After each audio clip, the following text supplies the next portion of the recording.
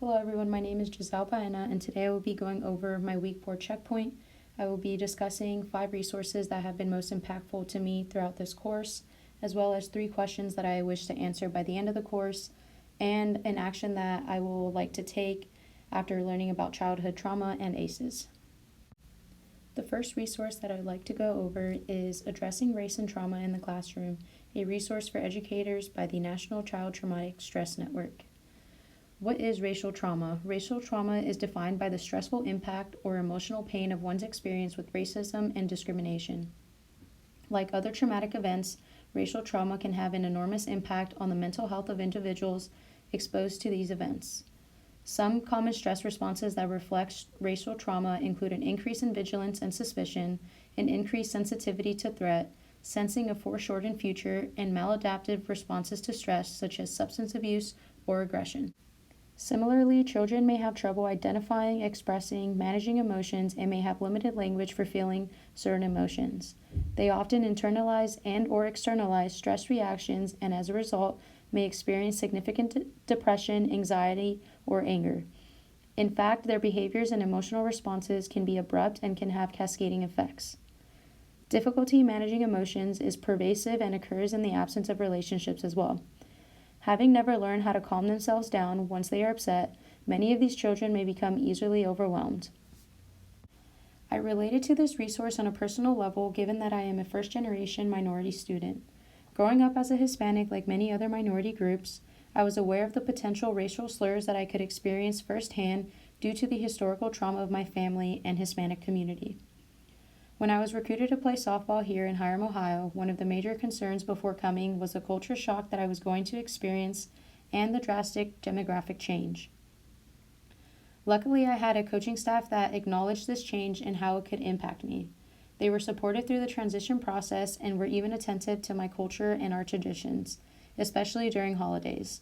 As the National Child Traumatic Stress Network states, strong support systems are critical for individuals who experience racial trauma or have some historical trauma due to their ethnic background. Nonetheless, I found this resource impactful as it was personal to me and my family, and it provided me with more insight to a topic that I was always aware of but never fully knowledgeable about all the cascading effects that it can cause to someone's life. The National Child Traumatic Stress Network also provides a resource that covers sexual abuse, one of the 10 original ACEs. Sexual abuse is a traumatic experience that is defined by any interaction between a child and an adult in which the child is taken advantage of for sexual stimulation. Sexual abuse is not limited to physical touch. In fact, it can include non-touching behaviors such as looking at a child's naked body, exhibitionism, or exposing the child to pornography. It is important to note that sexual abuse can occur among both girls and boys, regardless of ethnicity, race, and economic backgrounds. Sexual abuse is one of the original 10 ACEs that can cause PTSD and trigger the stress response when surrounded by individuals who resemble the offender from the traumatic event. This resource was impactful for me given that I have a family member who suffered sexual abuse in her own home. For a very long time, I did not understand why she reacted the way she did when it came to relationships, especially with men. It was not until I was older when she finally shared her trauma with me that I understood her actions and her coping strategies. This article provided me with more insight to the PTSD that she suffers from to this day and the toxic stress that has impacted her life. For a very long time, this chronic trauma triggered her stress response to stay activated when she was around others, regardless of there being signs of potential abuse. It was not until she found a support system to talk to and who provided her with the information and support she needed that she slowly began to face and overcome her trauma. For this reason, this resource was impactful to me on a personal level, and it reminded me of the importance of raising awareness for all ACEs.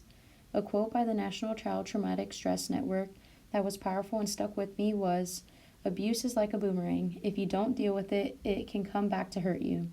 It is a reminder that it is okay to talk about your trauma to others.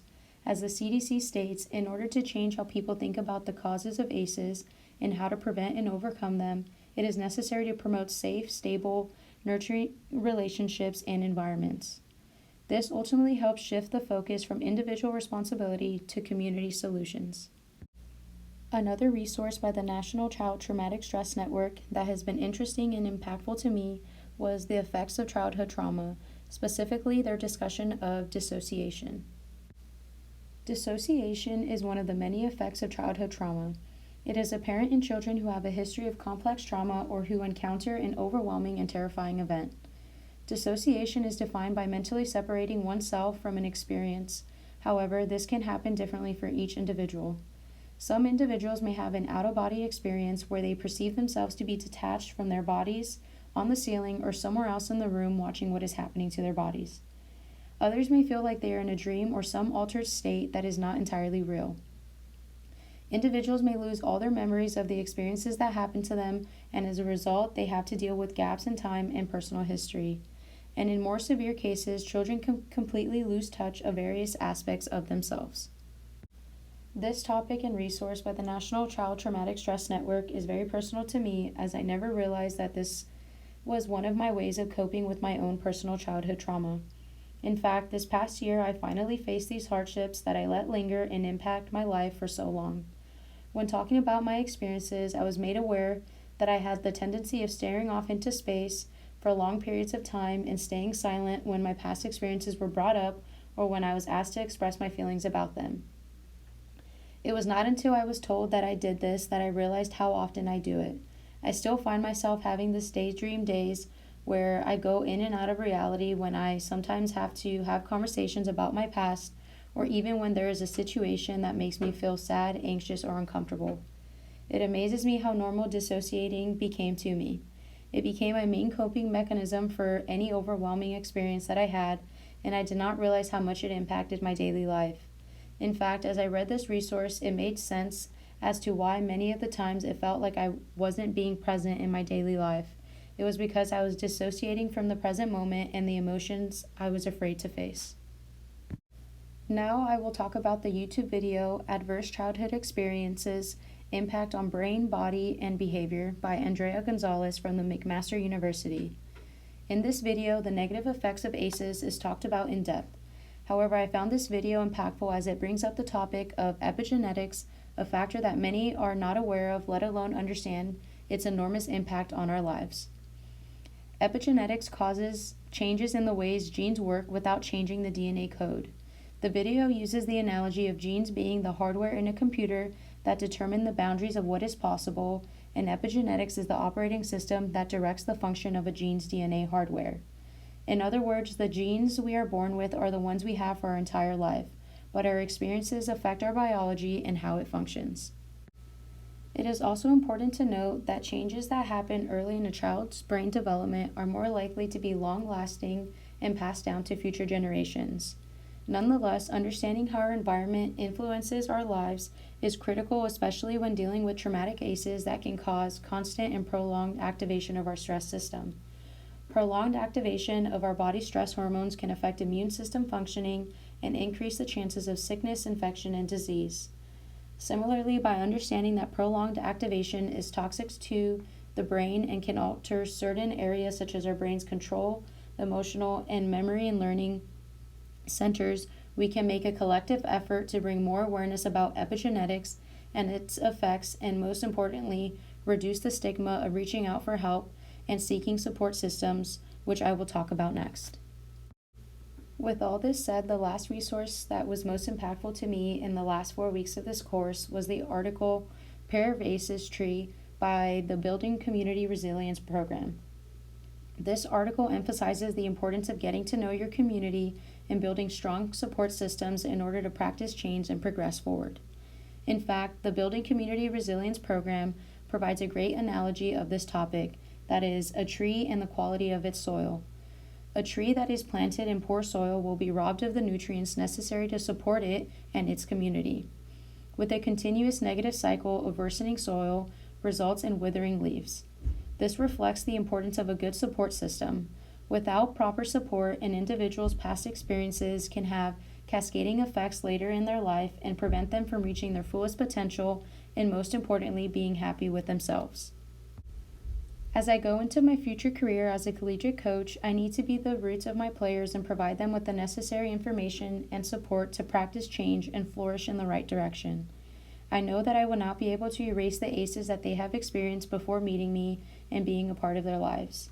However, I believe a vital role of mine as a future collegiate coach is to build authentic relationships and help my players cope and face their hardships. In fact, it was my own collegiate coaches that helped me overcome the hardships that caused me to dissociate for so long, as I mentioned earlier.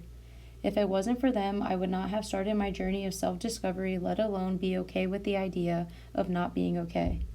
With this said, I want to be who my coaches were for me, for my future athletes.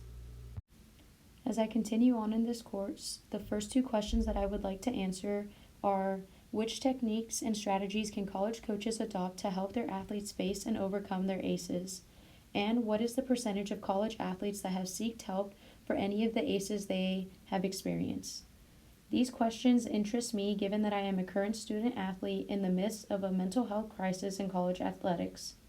In fact, the number of NCAA athlete suicides in the first 4 months of the year 2022 alone have been substantially higher than the rate in years past. Therefore, it is clear that there needs to be action to mitigate this pattern and provide athletes with better information and support. And personally, I believe action must start and come from coaches themselves. Lastly, I think it would be interesting to research which ACE is most prevalent for each gender.